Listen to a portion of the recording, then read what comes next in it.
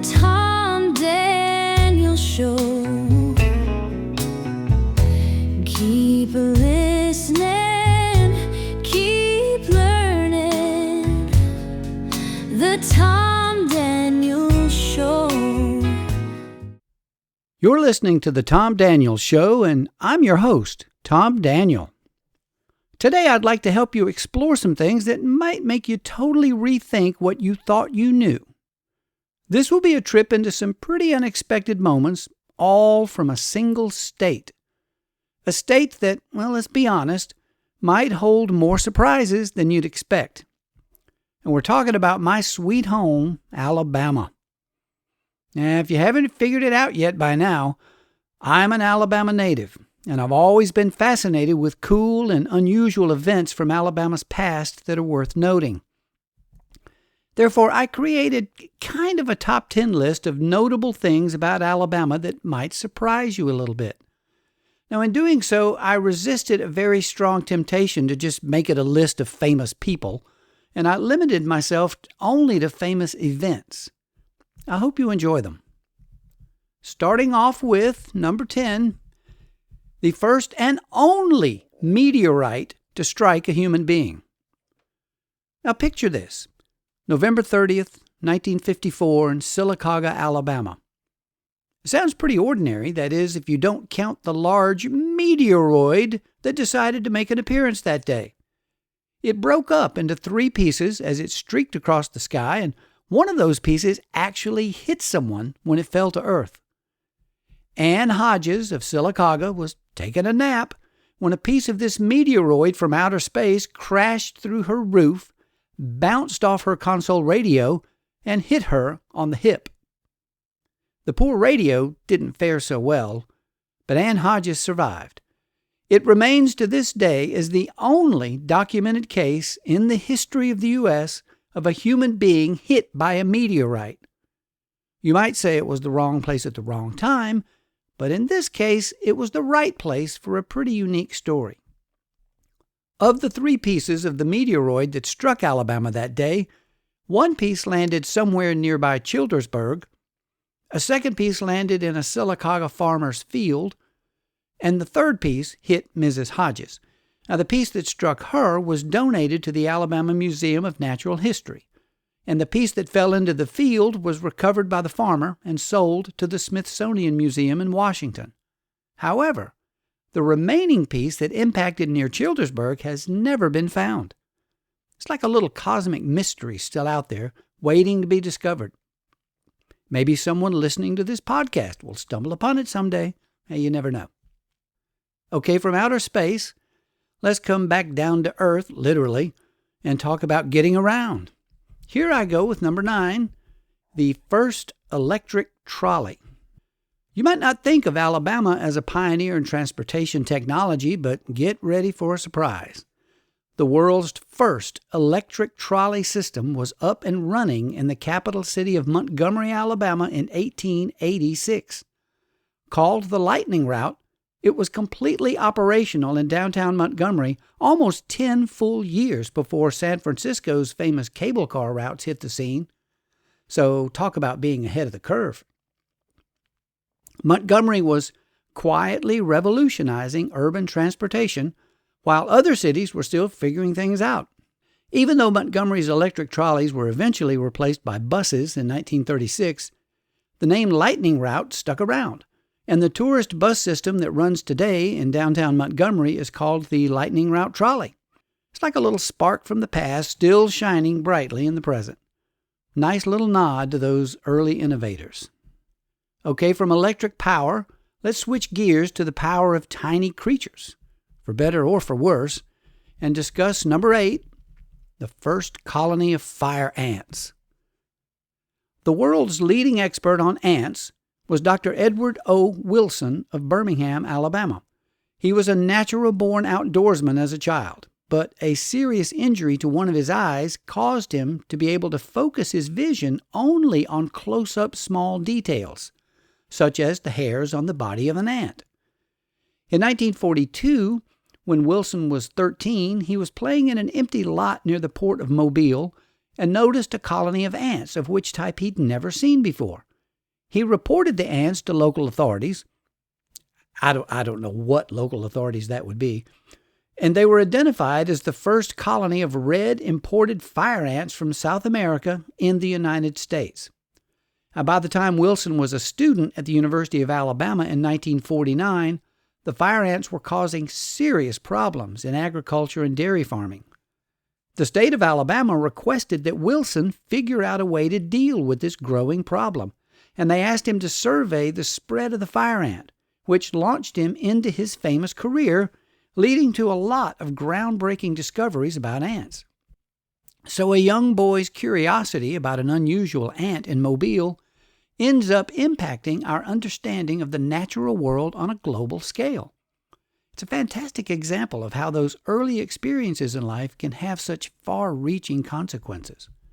Now for a story of incredible courage and breaking barriers, we head to my hometown of Tuskegee, Alabama.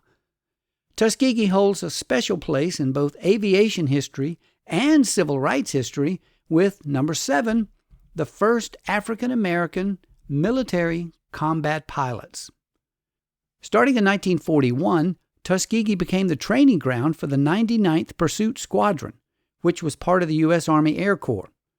These brave African-American pilots became known in combat as the Red Tails and known worldwide as the Tuskegee Airmen. They overcame so many obstacles just to get a chance to serve their country, and their story is so inspiring. What's truly remarkable is their combat record. Deployed to North Africa in 1943, they remained in the Italian theater for the duration of the war, flying mission after mission over enemy territory in German-occupied Europe. In one particular day in 1945, they achieved something truly extraordinary by shooting down 3 German jet fighters in a single day. Just incredible. A testament to their skill, their courage, their determination in the face of such adversity. I've said it many times, the Tuskegee Airmen were giants who walked amongst us.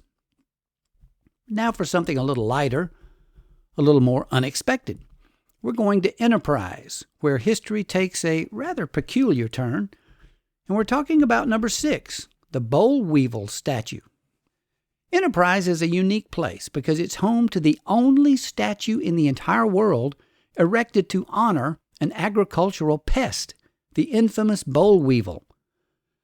The boll weevil is a tiny beetle, originally from Mexico, that wreaked havoc on Alabama's precious cotton crop in 1915. Cotton was the backbone of Alabama's economy back then, and the infestation that year was particularly devastating. Faced with economic ruin, the farmers had to get creative and adapt, so they started diversifying and turning to other crops. One crop in particular ended up becoming a real game changer, the peanut. Who knew that something great could come out of something so destructive as a boll weevil infestation? They turned a disaster into an opportunity, and to commemorate this shift in cash crop agriculture, the people of Enterprise did something really amazing. In 1919, they erected the boll weevil monument statue, not to celebrate the pest itself, but to honor the resilience of the Alabama farmers. They were essentially thanking the very thing that almost destroyed them for pushing them to find a better way. Alabama would have never discovered the incredible potential of the peanut had it not been for the devastation of the boll weevil on cotton. You're listening to The Tom Daniels Show. We'll be right back. What are you waiting for? The Tom Daniels Show. What are you waiting for? The Tom Daniels Show. What are you waiting for? The Tom Daniels Show. Welcome back to The Tom Daniels Show, and give it up for my band, Mary Mac, the world's most perfect band. I've been talking about 10 surprising facts from Alabama, and from celebrating pests, I'm moving on to celebrating our little furry companions. My next stop is in Tuscumbia, in northwest Alabama, and number 5, the Coon Dog Cemetery. A truly heartwarming tradition, it all started in 1937 when a hunter named Key Underwood buried his beloved coonhound named Troop. A good dog, I'm sure. At least I'd like to think so. From that single burial, something truly special grew. Other hunters in the area started doing the same, laying their own faithful hounds to rest alongside Troop when they passed. A marker was erected, and a memorial was chiseled into a nearby rock, and over time it evolved into a dedicated cemetery, a place where certified coon dogs are laid to rest after spending a lifetime of service chasing raccoons. It is now known as the Key Underwood Coon Dog Memorial Graveyard. And get this, there are actually specific requirements for being buried there, so it's not just for any old dog. The dog has to be confirmed as a certified coon dog by witnesses, one of whom must be a member of the local Coon Hunters Association. Now, since 1937, at least 185 coon dogs from all over the U.S. have been buried there. It's really amazing. And it speaks volumes about the bond between hunters and their dogs, and it's a real testament to the importance of these working animals. Okay, from a small, heartfelt cemetery, let's shift gears to something a lot bigger. We're going to Birmingham to see number 4, Vulcan. No, not Live Long and Prosper, not that Vulcan. Birmingham is home to a truly massive work of art with a very local nickname. Now, I'm talking about Vulcan, the largest cast iron statue in the world, standing at 56 feet. Although created for the 1904 World's Fair in St. Louis, Vulcan did not have a permanent home atop his pedestal near Birmingham until the 1930s. He was originally cast to commemorate the vast mining, mineral, and metallurgy industry of Birmingham. Now, as he's positioned, his naked buttocks face the nearby Birmingham suburb of Homewood, so he is frequently referred to by the locals as the Moon over Homewood. You know, a little cheeky humor. Let's now head to Huntsville, and this one is literally out of this world. I'm talking about number 3, the Marshall Space Flight Center. Jeff Foxworthy used to joke about how NASA and Alabama just don't seem to go together. But you might be surprised to learn just how much of a pivotal role was played by Alabama in the U.S. space program. There's a reason why Huntsville is called Rocket City. Wernher von Braun and other German rocket experts from World War II were assigned to the Redstone Arsenal in Huntsville in 1950 to develop the American space rocket program. Their base of operations soon became known as the Marshall Space Flight Center when NASA was officially established by President Eisenhower. The Jupiter C and Saturn rockets were all designed, developed, and built in Huntsville, as well as components for all lunar landings, Skylab, the Hubble Space Telescope, and the Space Shuttle. It's mind-blowing when you think about Huntsville, Alabama being right at the heart of those early days of space exploration. Space Camp is still thriving at the U.S. Spaceflight and Rocket Museum located right next to the Marshall Space Flight Center in Huntsville, and it offers kids an immersive weekend of training to learn what it's like to be an astronaut. Also, as of this broadcast, the Department of Defense is expected to move Space Force Command to Huntsville in the near future. All right, we're nearing the end of my list, and this next item has become such an integral part of our lives today. It all started in Haleyville, Alabama, a small town that played a surprisingly significant role in the development of emergency response systems as we know them today. I'm talking about, number 2, the first 911 emergency system. So picture this. It's 1967. And President Johnson's Commission on Law Enforcement recommended setting up a nationwide emergency phone number. Now, since AT&T controlled the bulk of America's phone network at that time, it was just assumed that they would be the ones to comply and initiate the system. However, a local Alabama businessman named Bob Gallagher, who owned the independent Alabama Telephone Company, decided he would beat them to the punch. After just one short month of development, America's first 911 call was made from the Haleyville City Hall to the Haleyville Police Station. AT&T eventually duplicated the feat a month later in another state, but Alabama was first. So now I've reached the top spot on my list, and it's about a celebration that has taken over the world, Mardi Gras, and its beginnings in Mobile. And by the way, it's not mobile, it is Mobile. Number 1, the first Mardi Gras. While New Orleans is the most famous Mardi Gras city today, America's first organized Mardi Gras celebrations occurred in Mobile way back in 1703 and have continued every year since. French King Louis XIV sent the Lemoyne brothers d'Iberville and Bienville to establish the French claim of French Louisiana along the Gulf Coast. Or, as I was taught in the 4th grade in Alabama, they were known as D'Iberville and Bienville. Good grief. Anyway, the first settlement was made by D'Iberville in 1699 near Biloxi. In 1702, Bienville established Mobile as the capital of French Louisiana. And French settlers in that town didn't waste any time, and they began celebrating Mardi Gras the very next year. Although the capital was moved to Biloxi in 1720 and then finally to New Orleans in 1723, the Mardi Gras celebrations continued in Mobile, and America's first organized Mardi Gras parade was also established in Mobile in 1830. Now, in an odd footnote, when D'Iberville was scouting locations for the first French settlement in 1699, he had been all set to establish it near Mobile instead of Biloxi.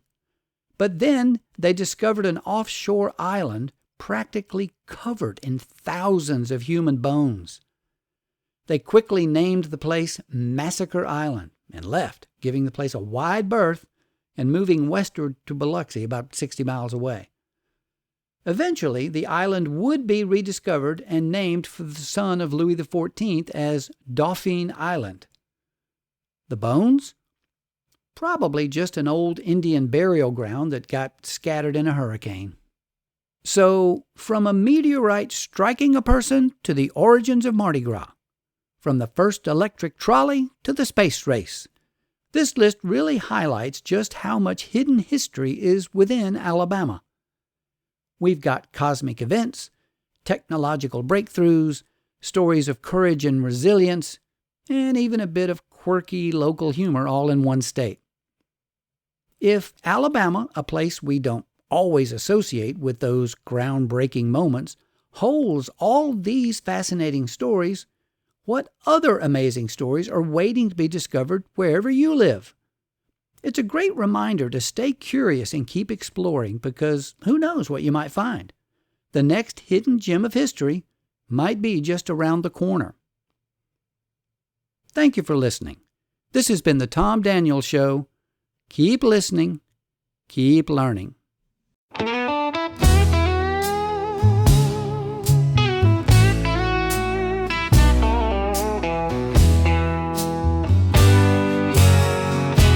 Keep listening, keep learning.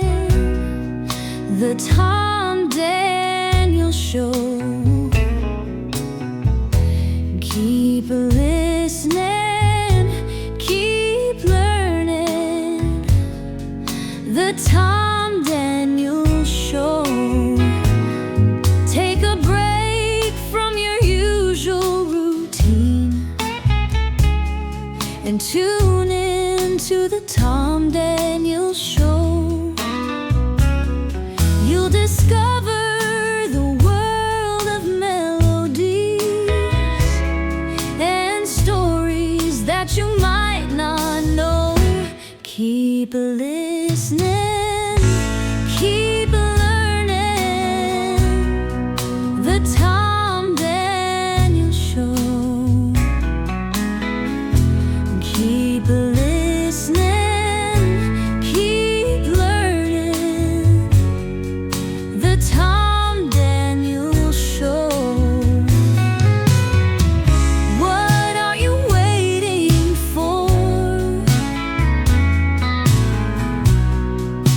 the Tom